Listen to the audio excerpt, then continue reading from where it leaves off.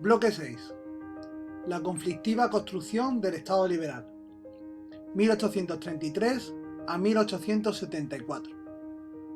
Parte 1. Las regencias. De 1833 a 1843. La muerte de Fernando VII inicia un periodo de transición que va a dar lugar a dos nuevos problemas.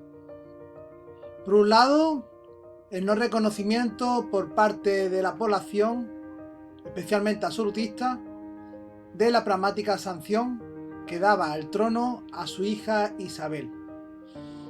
Esta parte apoyará, por otro lado, la postura de Carlos María Isidro, hermano de Fernando, como líder del bando absolutista, iniciando un proceso que conoceremos como guerras carlistas.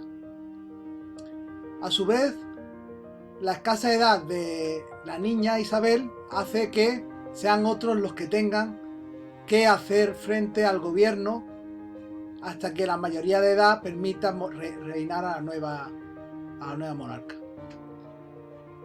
El liberalismo se va a dividir en dos facciones. Por un lado, el liberalismo moderado, a caballo entre el absolutismo, y el liberalismo que pretende que la corona pueda controlar todavía el poder y el sufragio quede limitado a las capas más ricas de la sociedad. Frente al liberalismo progresista más exaltado, que propugna volver al liberalismo propuesto por la Constitución de Cádiz y limitar el poder del rey a favor del Parlamento.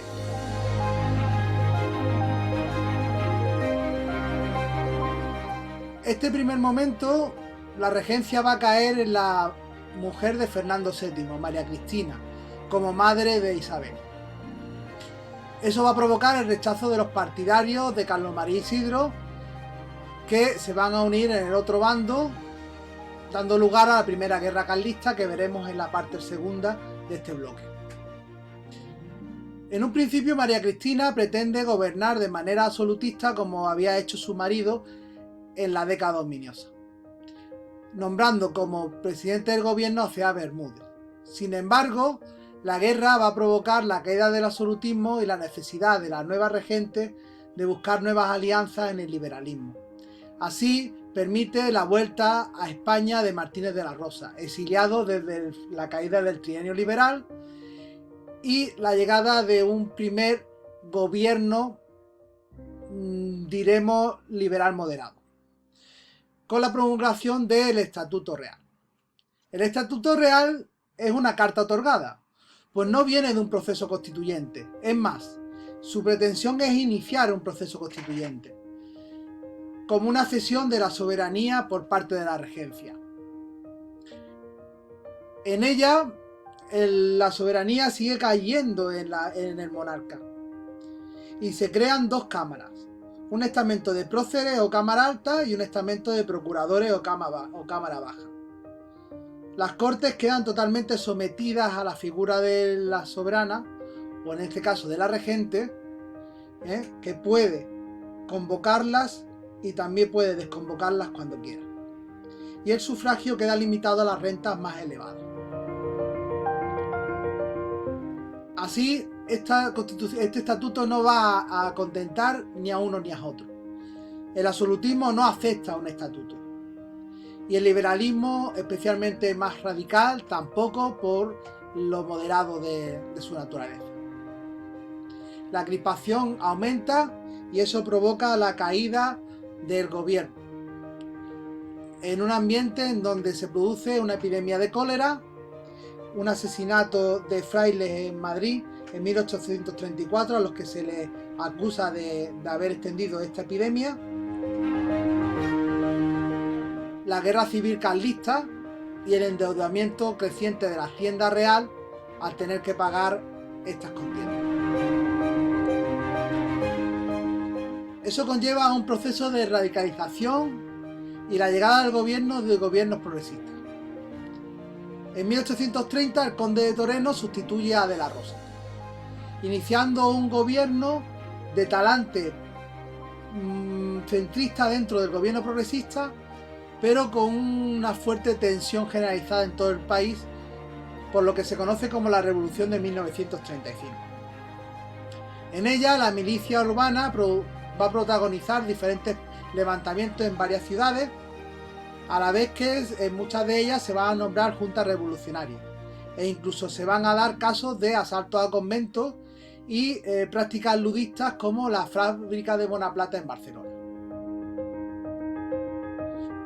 Desde el gobierno se va a decretar la disolución de los conventos y de la Compañía de Jesús, los jesuitas, lo que lleva a la ruptura definitiva con las relaciones en la Santa Sede y el acercamiento de la Iglesia al bando carlista. Al no disminuir la tensión, la reina se va a ver obligada a dar un paso más hacia la radicalidad, nombrando a Mendizábal, antiguo ministro de Hacienda de Toreno, jefe de gobierno. Durante su gobierno, Mendizábal va a destacar por dos prácticas, extendiendo el sistema liberal. Por un lado, reorganiza e instaura la Milicia Nacional con el nombre de Guardia Nacional, un ejército popular encargado de defender los gobiernos liberales. Pero va a ser sobre todo muy conocido por su desamortización. La desamortización que está dentro del contexto del inicio de la protoindustrialización son prácticas en las cuales el Estado va a nacionalizar las tierras para venderlas luego y crear así un nuevo grupo burgués de propietarios que aumente la rentabilidad de estas producciones y sanear también la deuda pública. La desamortización de Mendizábal va a ir dirigida a las propiedades rústicas y urbanas de la Iglesia, que serán vendidas en subasta pública. El objetivo era sanear la hacienda, cosa que no se consigue porque la guerra va a continuar y la hacienda va a seguir endeudada. Esa práctica va a hacer que la regente intente un giro hacia el moderantismo nuevamente, nombrando un gobierno de ministros moderado, con personas como el Duque de Rivas o Alcalá Galiano. Sin embargo, por parte del ejército se va a producir un pronunciamiento conocido como el Matín de los Sargentos de la Granja, que pretende restablecer la Constitución de 1812, restableciendo parte de su legislación. Fruto de ello será, por ejemplo, la democratización de las elecciones de los ayuntamientos, cuyos cargos ahora serán elegidos por sufragio universal, y el llamamiento a unas nuevas Cortes Constituyentes que darán como lugar la nueva Constitución de 1837. La Constitución de 1837 tiene un carácter progresista. Intenta recuperar aspectos de la Constitución de 1812, pero también adopta planteamientos moderados, pues pretende ser una constitución de consenso. En ella, la soberanía está compartida entre el rey y las cortes. El rey tiene potestad para ejecutar las leyes y nombra al gobierno, por lo tanto tiene el poder ejecutivo, a la vez que también elige una de las cámaras. Pues esta constitución establece en el poder legislativo un sistema bicameral, con un Congreso y un Senado, cuyos senadores son nombrados por el rey. Estas cámaras serán elegidas por un sufragio censitario entre las capas más altas de la sociedad, representando solo el 2% de la población. Entre los aspectos progresistas de esta Constitución resalta la soberanía nacional, la declaración de unos derechos del ciudadano, el establecimiento de la división de poderes o la confesionalidad del Estado. Sin embargo, también vamos a ver aspectos conservadores como la introducción de una segunda cámara, el Senado, controlada por la monarquía y por tanto con senadores conservadores, una amplia concesión al poder de la corona, que tiene derecho de veto sobre el legislativo, y un sistema electoral muy restringido. En 1837 las nuevas elecciones dan lugar a la llegada del gobierno moderado.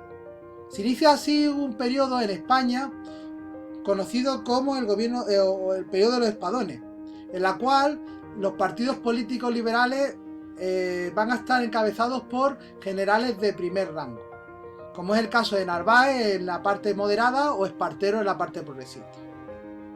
Generales que son muy importantes en su peso por la continuada guerra civil en la que nos estamos encontrando, dentro de un contexto también de deuda económica.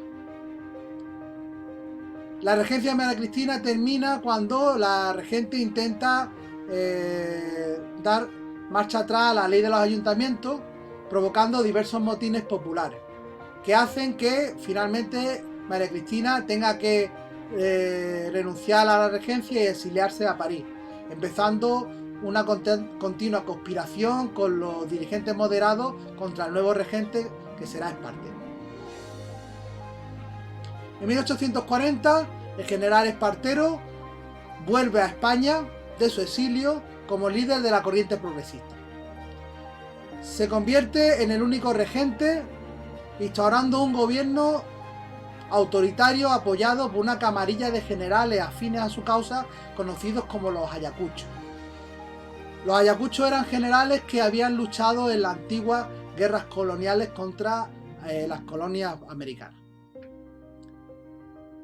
Dentro de su política progresista, va a terminar la desamortización de Mendizábal con la última venta de los bienes del clero secular. Va a apostar por una política librecambista, que ahora veremos lo que va a conllevar, y va a derogar definitivamente la ley de los ayuntamientos, que había conllevado la caída de María Cristina.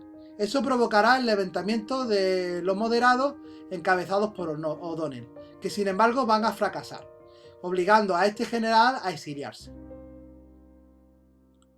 Espartero goza de la popularidad de las clases medias y bajas, sin embargo no goza del apoyo del Parlamento, así como de los conspiradores moderados que se unen a la causa de María Cristina y de Narváez desde París. El final de Espartero empieza cuando establece esa política librecambista que ataca al corazón de la industria textil catalana, que estaba apoyada por las medidas proteccionistas que hasta ahora se habían llevado. Esos nuevos acuerdos de librecambismo con Gran Bretaña ponen en peligro esta industria, provocando amotinamientos en la capital, en Barcelona. Los sucesos de Barcelona de 1842, en la respuesta de Espartero, que es bombardear la ciudad, provocan su desprestigio y finalmente el golpe de estado de Narváez en 1843. Lo que hace que Espartero tenga que renunciar a la regencia y exiliarse en Londres. Llegaremos, por tanto, al final del periodo de regencia con la mayoría de edad de la reina Isabel.